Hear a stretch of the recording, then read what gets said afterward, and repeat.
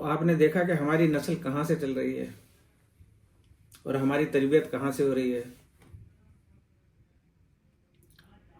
तो अगर हमारे पास आज फोटो होते उन लोगों के, अगर हम संभाल के रख सकते होते, तो अब भी जब हम किसी बच्चों के फोटो देखते हैं, किसी भतीजे के, भांजे के, सॉरी, पोते के, और फिर बाद में जब बेटे के बचपन की तस्वीर देखते हैं तो कहते हैं कि देखो कितना हूबहू बिल्कुल वही लग रहा है। तो ये हमारा डीएनए उस वक्त से चला आ रहा है। और इंसान का डीएनए, मर्द का डीएनए तब्दील नहीं होता। अब हम शादी करते हैं,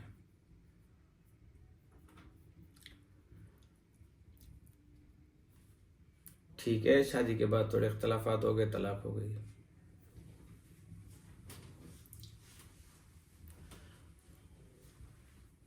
अब इद्दत का वक्त आया, शादी करनी है। देखें 1 महीने के पीरियड गुजर गए, मामला साफ हो जाना चाहिए था। 2 महीने के पीरियड गुजर गए, फिर मामला साफ हो जाना चाहिए था। 3 महीने के हो जाते, गुजर गए, अब तो कन्फर्म है।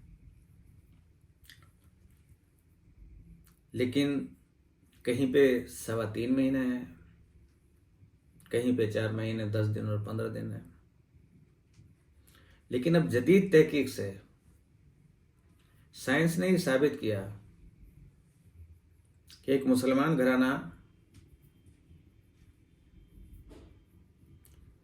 किसी ऐसे मुल्क में रहता था कि जहां पे वो गैर मुस्लिम थे।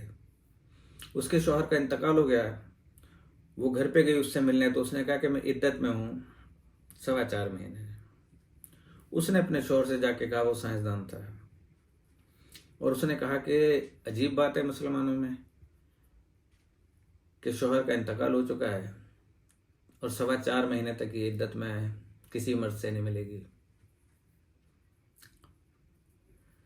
उसने तहकीकात की, औरत का डीएनए लिया, उस पर रिसर्च करता रहा और मुख्तलिफ मराहिल से गुजारता रहा, तो पता चला कि 4 महीने से कुछ दिन ऊपर औरत में से साबिका शौहर का डीएनए खत्म हुआ है।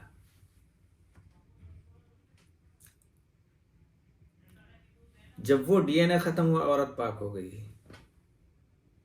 अब उसने जिससे शादी की वो बच्चा उसका है। और अगर इद्दत के दौरान शादी कर ली, उस मर्द का डीएनए उसमें रहेगा। आज देखें ना कि अगर किसी के साथ रैप होता है तो 1-1 महीने, 2-2 महीने के बाद भी जो है ना उसका डीएनए टेस्ट किया जाता है। औरत का उस वक्त तक मौजूद रहता है उसमें 4 महीने समथिंग डेज। तो पकड़े जाते हैं। जिस तरीके से हमारे हाथ के अंगूठे की लकीरें हैं कि कायनात में किसी शख्स की एक दूसरे के साथ नहीं मिलती, इस तरह हर इंसान का डीएनए किसी इंसान के डीएनए के साथ नहीं मिलता। लेकिन जब कोई जुर्म करता है और किसी पे शक हो और उसके खून का डीएनए टेस्ट किया जाता है तो पता चल जाता है कि हाँ, इसने जुर्म किया है, और वो पकड़ में आ जाता है। ये साइंस ने तो आज इस्लाम से मुकाबला करने के बाद डीएनए पे यकीन किया और अल्लाह की उन हिदायत पे यकीन किया जो सूरह निसा में अल्लाह ताला ने फरमा दिया, इद्दत की मुद्दत का भी और तमाम मामलात का भी। और वही हमें हशर के दिन जो है ना, हमारे सीधे हाथ पे और उल्टे हाथ पे हमारे अमाल होंगे। वहां पे सब चीज रिकॉर्ड हो रही है, वहां पे सब कुछ हो रहा है। अब अगर वो इद्दत के दौरान करती है तो उस मर्द का डीएनए भी जिस शौहर ने तलाक दी थी या बेवा हुई है वो भी शामिल है इसमें। अब वो पाक नहीं है और मीनवाइल उसने दूसरे मर्द से शादी कर ली। अब वो बच्चा 2 डीएनए का मिक्सचर बना। तो मुझे बताइए कि उस बच्चे की क्या फितरत बनेगी। वो किस नेचर का था, ये किस नेचर का है, बीवी किस नेचर की है। हम इतना गौर करते चले जाएं अल्लाह ताला की हिकमत पे, सवाल ही सवाल निकलते चले आएंगे और सोचने वाले के जहन में उसके जवाब आते रहेंगे। तो इसीलिए किसी ने पूछा था चेयरमैन माओ ज़ेतुंग से कि चीन कैसे बदला, तो जवाब मिला कि हमने जाहिलों से वोट का हक छीन लिया था।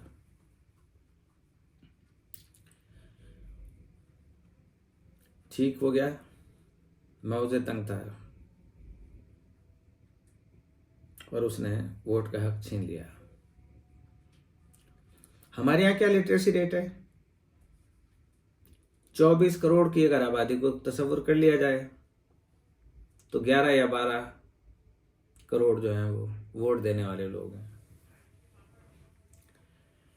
उनमें से कितने फीसद जो है वो ग्रेजुएट हैं, जो मुल्क के मामलात को समझते हैं, सियासत को समझते हैं, लोगों के नेचर को समझते हैं। लेकिन हमारे यहाँ सबको वोट का हक है। एक बेचारी 90-100 साल का 110 साल की बुढ़िया भी लेटी हुई है, उसको स्टेचर पे उठा के लाएंगे, उससे जो ना अंगूठा लगवाएंगे, उसके वोट की क्या हैसियत है? ये हमारे हाँ वोट का तरीका है। तो जाहिल आदमी वोट डाल के इंटर पास या ग्रेजुएट को अपने मुल्क की बागडोर तो दे देता है, लेकिन एक क्लर्क की नौकरी हासिल करने के लिए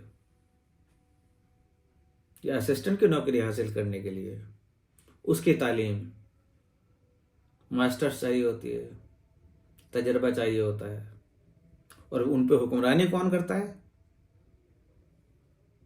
वो मैट्रिक पास लोग, वो इंटर पास लोग, जिन्हें हम मास्टर्स लोगों ने मुंतखब किया, अपना लीडर माना उसको। तो ये अफसोसनाक नहीं है मेरा पूरा कि डॉक्टर मैं हूं,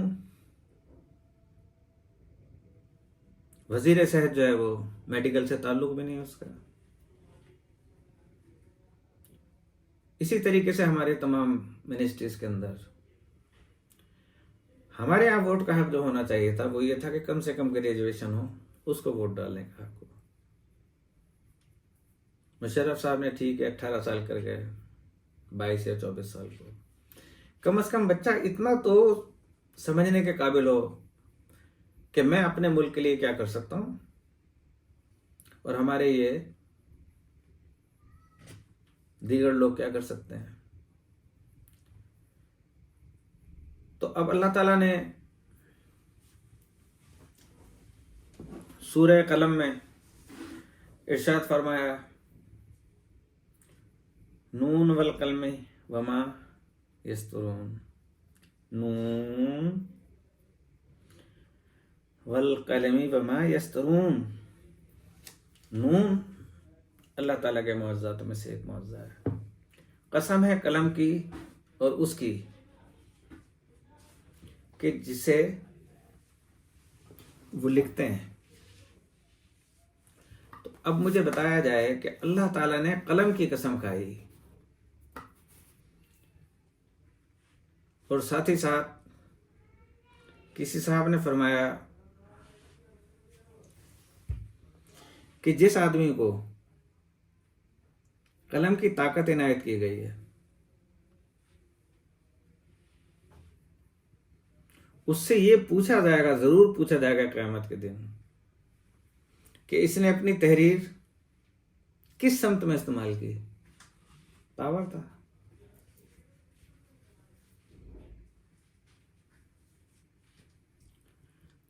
लेकिन आज हमें अपनी कलम का ताकत का अंदाजा होते हुए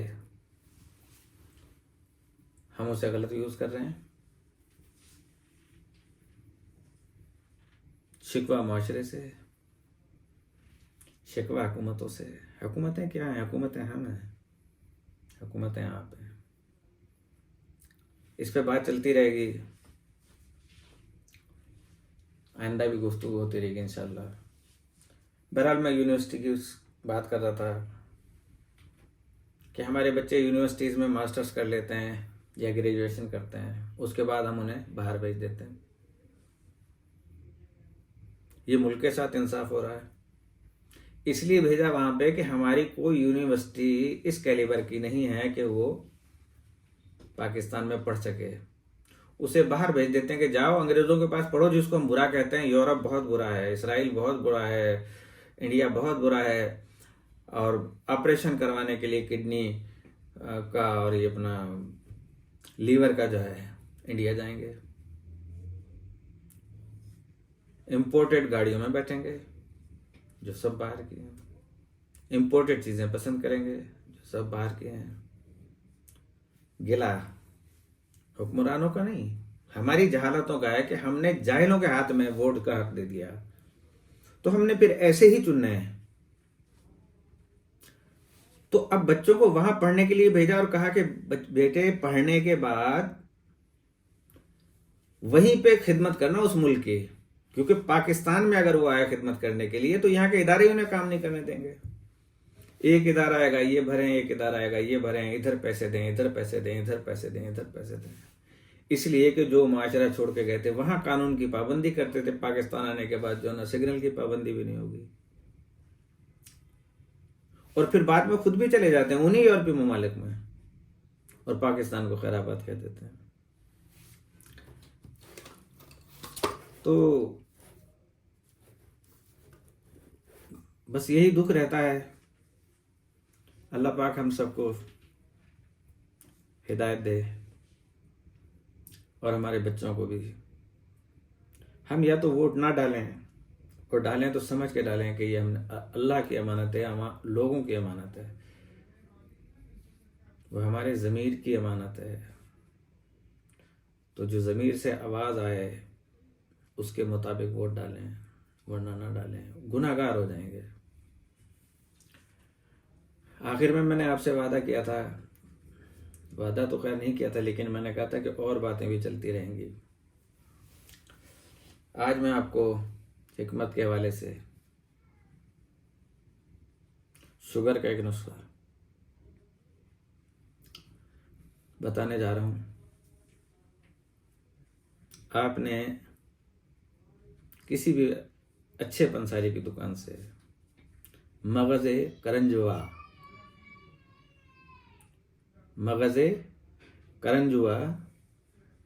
100 ग्राम, तुख्म जामन 100 ग्राम, इनको साफ कर लें घर पे लाके। हम वज़न हो, अगर 250 ग्राम वो है तो 250 ग्राम करंजुआ होना चाहिए। दोनों को किसी ग्राइंडर में वक्फे से पीस लें और पीसने के बाद वो पाउडर बन जाएगा। पाउडर को आप किसी शीशे की जार में अगर रखें तो ज़्यादा महफूज है और अच्छा रहता है। कम से कम 2 साल तक उसको जो यूज़ किया जा सकता है। फिर उसके बाद सुबह नाश्ते से पहले 1 चाय का चमचा पानी के साथ इस्तेमाल करें। जो खाने से पहले नहीं खा सकते वो खाना खाने के 1 घंटे के बाद इस्तेमाल कर लें। इसी तरह रात को सोते वक्त अगर शुगर ज़्यादा है, वरना 1 चाय का चमचा। ये शुगर को कंट्रोल करता है। शुगर की वजह से जिस्मानी तकलीफ और कमज़ोरी को ख़त्म करता है। हाथ पाँव का सुन्न हो जाना, हाथ पाँव की जलन, पूरे जिस्म का दर्द, जोड़ों का दर्द, सुस्ती और काहली सब खत्म करता है। बहुक्म खुदा। इसे 1 माह तक इस्तेमाल करें, इंशाअल्लाहुल अज़ीज़ आपको शुगर से निजात मिल जाएगी। फिर इसकी ग़िज़ा थोड़ी थोड़ी सी लेते रहें। इतना अच्छा नुस्खा मैंने आपको बता दिया, इसे इस्तेमाल करें। जिन भाइयों को शुगर है और जिनको नहीं है वो शुगर को कम करें और ब्राउन शुगर इस्तेमाल करें, वो आपके लिए बहुत बेहतर होगी। जितना हो सके वाइट शुगर से परहेज़ करें। ये जो कहते हैं ना कि शुगर ख़ानदानी चली आ रही है, ख़ानदानी चली आ रही है, डीएनए की तरह ख़त्म कर सकते हैं आप इसे। बीपी का मरज़ है, सबको चला रहा है, सारे लोग हार्ट अटैक से मरते हैं जी। नहीं मरते हार्ट अटैक से, हम उनकी वो आदतें अपना लेते हैं कि जिससे हार्ट अटैक होता है। तो हम पहले से हमें ये ख्याल करना चाहिए कि बाहर की तली हुई चीज़ें, उनका तेल का हमें नहीं पता, उनके मटेरियल का नहीं पता, मुर्गियाँ किस तरह करती हैं उनका नहीं पता, मुर्गियों का अंडा इतना जहरीला होता है कि जो उनको ग़िज़ा खिलाई जाती है, कैंसर के अज़ा उसमें होते हैं जो मुर्गी की ग़िज़ा खिलाई जाती है। तो वो मुर्गियाँ गोश्त भी और वो मुर्गी अंडे भी। लेकिन आज बच्चे जो है ना वो जिंगर, बर्गर और मुख्तलिफ़ किस्म की अशिया जो है खाते हैं और फूड पांडा से मंगा रहे हैं दबा के। वालिदैन कहते हैं खाने दें, बच्चे खा रहे हैं। फिर कोल्ड ड्रिंक्स वगैरह। पानी से ज़्यादा कौन सी चीज़ होगी? पानी, हमारे खून में 80% तो पानी है। और जो दूध गाय देती है या भैंस, ऊँटनी, ये जो भी दूध देने वाले जानवर हैं हलाल, उसमें भी 80% पानी शामिल होता है। 20% जो है वो अल्लाह ताला ने ताकत रखी है। इसी के साथ आज की गुफ्तगू तमाम और दीगर मामलात इंशाअल्लाह चलते रहेंगे। कोई बात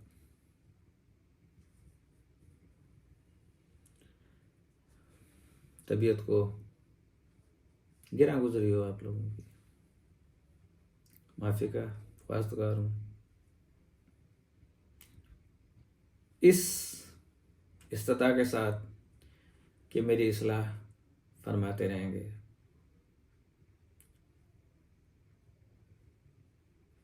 हर वक्त सोचें रहती हैं दिमाग में, दिल चाहता है कि लेकिन बस उस वक्त मैं भूल जाता हूँ। फिर जब गुफ्तगू शुरू होती है तो अल्लाह पाक की तरफ से चीज़ें आना शुरू हो जाती हैं। तो आपसे इजाज़त चाहूँगा। अल्लाह पाक आप सबको, हमारे तमाम अहबाब और दोस्तों को और अहले वतन को, आस औलाद को, उनको खुद को इज़्ज़त व आबरू, जान व माल की हिफाजत, दीन व दुनिया की हिफाजत और अपनी पनाह में रखे। हमारे रिस्क में बरकत अता फरमाए, हलाल रिस्क में, और हराम से इज्तनाब करने की तौफीक अता फरमाए। आमीन सुम्मा आमीन। वस्सलामु अलैकुम व रहमतुल्लाहि व बरकातुहू।